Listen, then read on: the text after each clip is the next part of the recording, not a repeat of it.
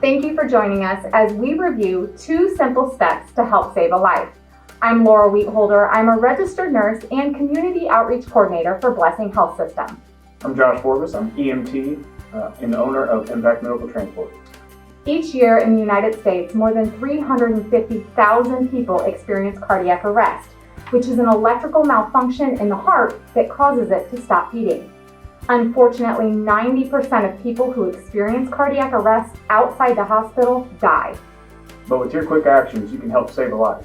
If you see a teen or adult collapse, the first step is to call 911. Step 2 is to start hands-only CPR. You begin by placing your hands together in the center of the chest. You then press down hard and fast. You should press down about 1.5 to 2 inches at a rate of about 100 to 120 times per minute. You'll continue hands-only CPR until EMS arrives. If someone else is with you, ask them to take over if you're too tired to continue performing CPR. It's important to remember that hands-only CPR is for teens and adults. The American Heart Association still recommends compressions and breaths for infants and children, victims of drowning and drug overdose.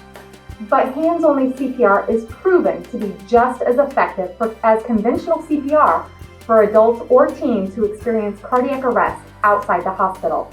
So remember, if you see a teen or adult collapse, call 911 and start hands-only CPR immediately. Thank you.